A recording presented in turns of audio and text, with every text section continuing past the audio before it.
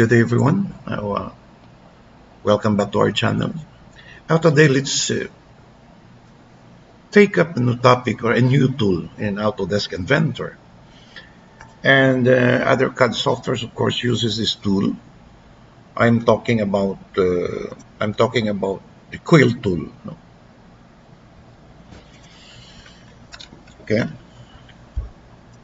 So when we say Coil Tool, we can create springs, threads, or flights along a cylindrical object or as a multi-body part by creating a helix-based feature.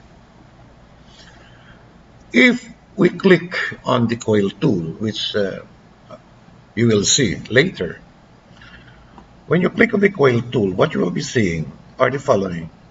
Now, this one is the profile, which means you need to select the profile you want to coil or to wound. And then the next thing is for you to select the axis of the winding or the axis of the coil. And then, of course, here you can select the rotation whether clockwise or anti-clockwise. And if you click on the coil size here, you'll be seeing the following. Now, for the type, under the types, actually we have 4. You will see that one later. And for example, you select pitch and height. You can define the value of the pitch and then the height. For example, for a thread, when we talk about the word pitch, it means the distance between 2 crests of a thread. Okay? And of course, you can define also the taper angle here. If you click here on coil ends, for example, what you'll be seeing are these: start and end. We have only 2 choices here. And what you see is flat. Actually, the other choice is natural. Natural. I will explain that one later. So these are the things you can see if you would like to use the Coil Tool. So to better understand, let's have new drawing. Let's create our drawing on the XY plane, and then let's draw a circle, for example, here, with a diameter equivalent to 12 mm. We have that. Now we click on Finish Sketch, okay, and then let's extrude. Let's extrude this one to a value of 50 mm. So this is our solid now. After doing so, when you click on the Coil Tool, you'll be seeing this: no visible unadaptive sketches. So you cannot use the Coil Tool without a sketch. And in order to do that, we click on Start, and we find a plane to start the new sketch. Now in this, at this point, I'll be using the YZ plane, this plane here. Okay. After doing so, click on the right mouse button, click on Slice Graphics. So the plane is located exactly on the middle of our solid. Now we project the geometry of that line and this line here. Okay. And then let's say, for example, we draw a rectangle here, something like that, and we dimension a rectangle. Make this one 2, and this one is 1.5. And let's have a dimension from this edge to that edge. Let's have a value of 5, for example. Okay. And then we use the, the tangent tool.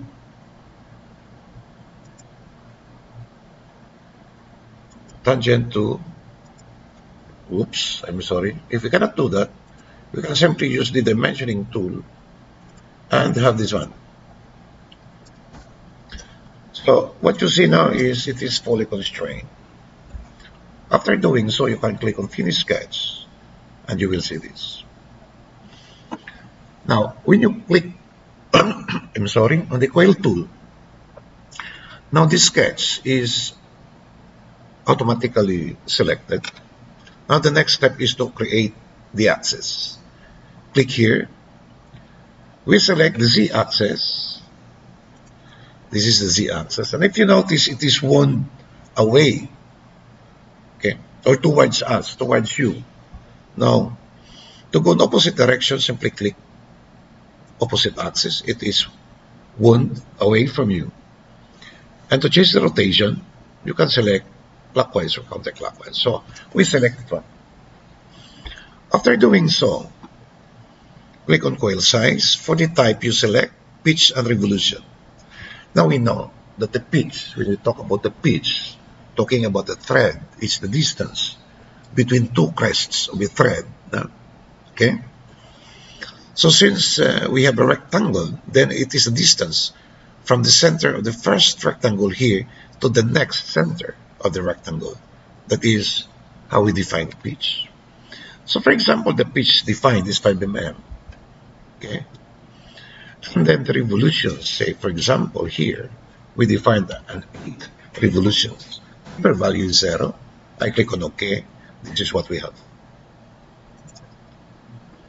Try to take a look. Okay. Now let's go back. We have that. Double click on the coil. Coil size. Okay. 5 a value of 5 degrees. Then it is tapered 5 degrees. That's how simple it is. Click on Coil Tool again. Click on Coil Size. Instead, select Revolutions and Height. Now, these revolutions are the number of revolutions of your coil, and then the height is the distance from this point to this point. So let's define, for example, a 40 mm. Taper angle 0. Revolutions 8 for its height. Click on OK. This is the result of your coil. Follow? Now click on the Coil Tool again. Coil Size, Type, Pitch and Height. So this is now the pitch and then the length of the coil. That is the height. So we define, for example, a value of 3, the height of 20. So when I do that, the result of my coil looks like this. See it? Okay. Now, double click on the coil. Now we change this value. Let's make this height 40, for example. Okay. And then I click on OK. This is the result now. This is the result. Now double clicking here, I select a spiral. Now the spiral, I can define the number of revolutions. Let's say at 4 revolutions, I click OK. This is the result of my coil. So, on this example, or on this topic I mean, I will show you an example of how to compute for the data needed to draw a spring. Okay? So let's go back to our PowerPoint presentation. Okay? I have a problem here. Design and draw a helical compression spring for a maximum load of 1000 newtons for a deflection of 25 mm using the values of the spring index as 5. Square and ground, maximum permissible shear stress per spring is 420 megapascals and the modulus of rigidity is 84 kilonewtons per millimeter squared. So therefore, we cannot draw the spring unless otherwise we have computed values, the values or the data needed for the spring. So we'll start. If you remember the Wallace factor K is given by this equation.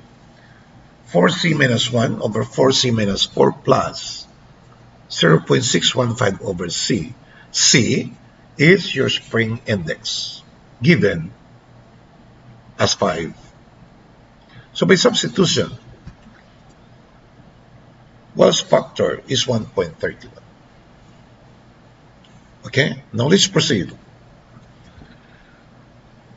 The maximum shear stress. Machine design, the machine shear stress tau is given by this equation. Tau is equivalent to K times 8 times W times C over pi d squared. Now W is the load, C is the spring index, small d is the coil diameter. So by substitution, K is 1.31, W is 1000 newtons, C is 5 pi d squared. So the unknown is small d, okay, or the coil diameter, spring diameter for that matter. So D is 6.3 mm, okay. Now, once we have that value, we refer to the table for standard wire gauge SWG. And looking on the diameters here 6.3. There is no 6.3 here. Now the value nearest to the computed value, 6.3, is 6.401.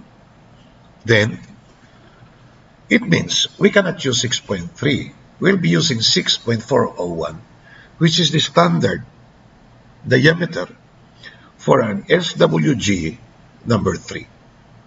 You see? So instead of this value, we'll be using 6.401. Now let's continue. We compute for the mean diameter of the spring coil, capital D. The equation for this is spring index equals to the mean coil diameter divided by the diameter of the spring, small d. Okay? So we can compute for the mean diameter of the coil, capital D, and it is equivalent to 32.005 mm. So this data, 1, 2, we need this data. Let's continue. Now the compression of the spring is given by this equation. Now we know the value is 25, the deflection. So deflection equals to 8WC cubed times N times G times D. W is known, C is known, G is given, D is known. We can solve for N. Number of coils. N stands for the number of coils. So by substitution now, N is 14. That is active number of coils. After computing for that value, for square and ground ends, talking about spring, and the problem is square and ground ends, we will compute for the total number of turns or coils. N prime. N prime is N plus 2. N is 14. Then, therefore, N prime is 16.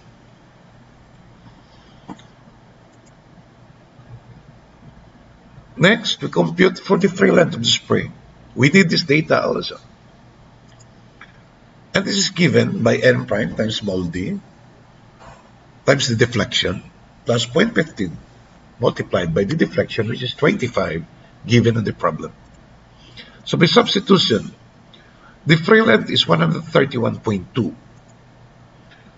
Next, we compute for the pitch of the coil. Free length over N prime minus 1. Free length is 131 by substitution.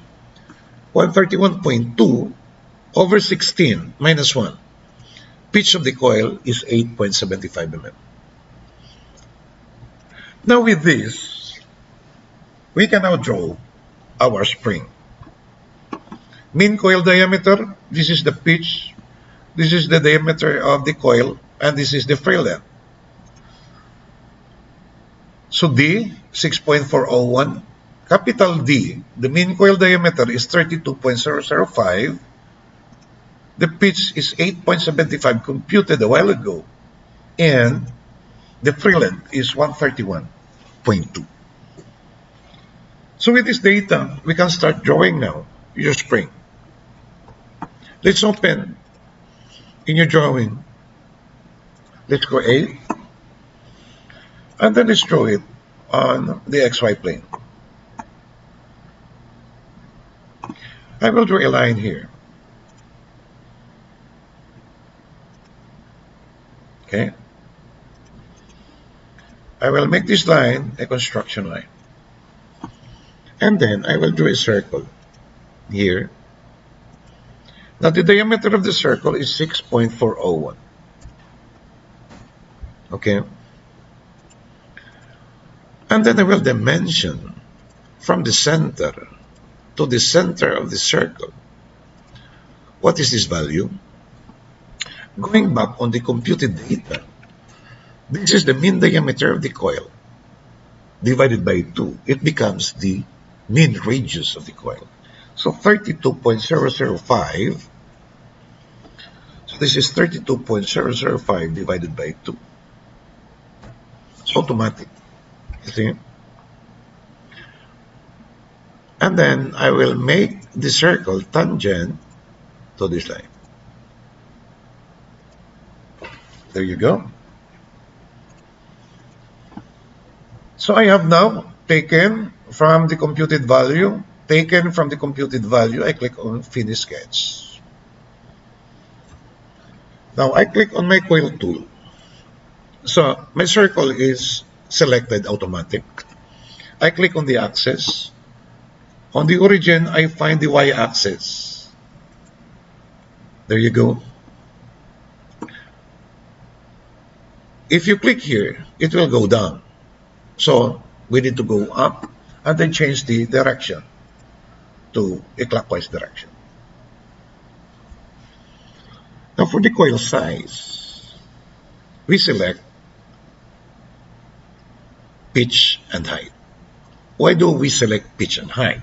Because we know the pitch, 8.75. The free length, which is the height, is 131.2. So 8.75. 8.75. And the height is 131.2.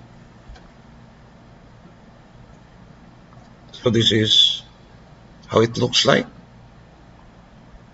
I click on OK. So what I have now is my spring. If I go on this view, if you notice, the start point or the end point of the spring is farther from this face here. So usually we see to it that this one is almost touches this portion as well as the start point here. So to do that, so that you can see the effect, I double click on coil and I click on coil size. I will focus on the ends. So you see natural, I will set this one as flat. I make this one 90 degrees and the flat angle is also 90 degrees. I click on OK. Oops.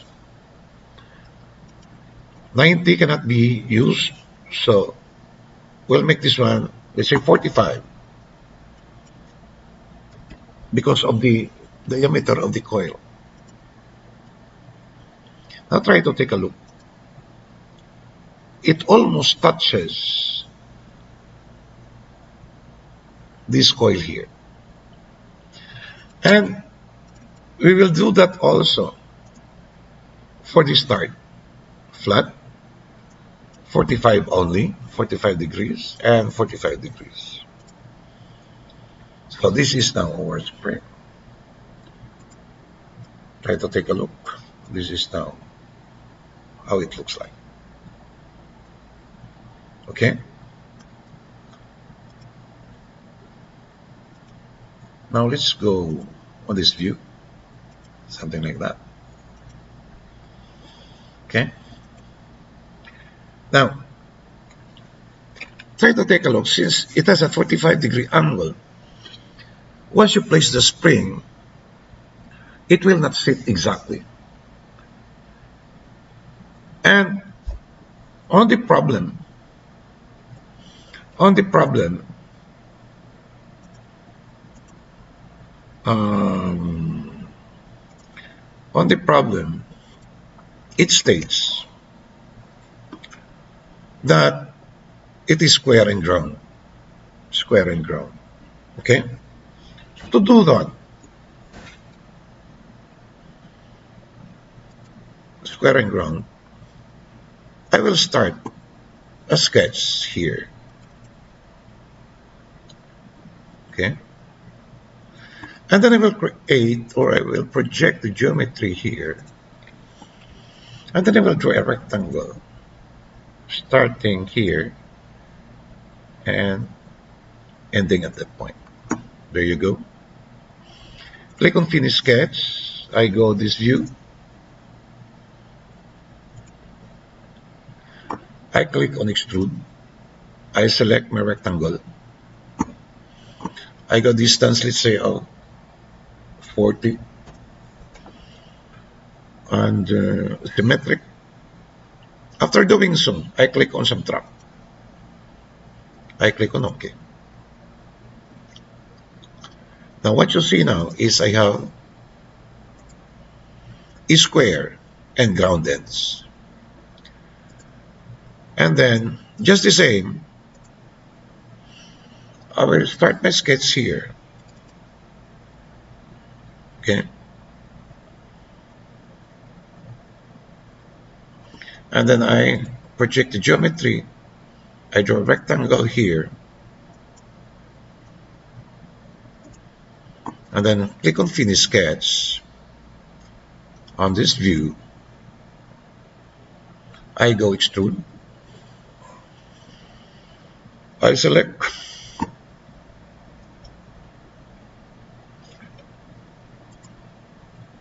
Symmetric, Extrude, and then I go with the cut.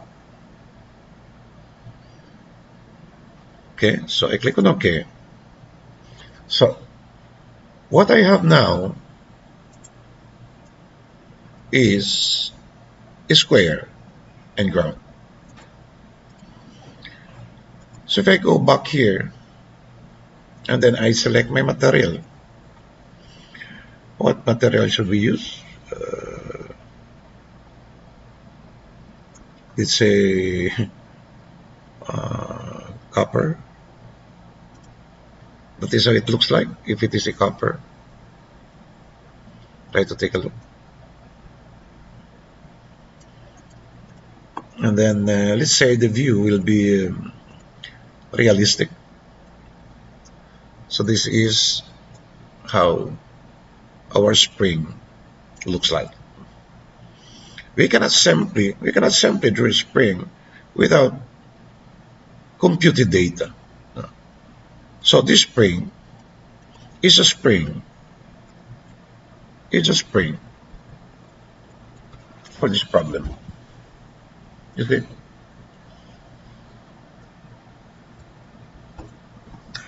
Yeah.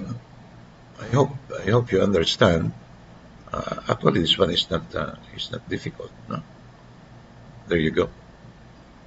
On that view. Okay. So the topic on the Coil Tool ends at this portion.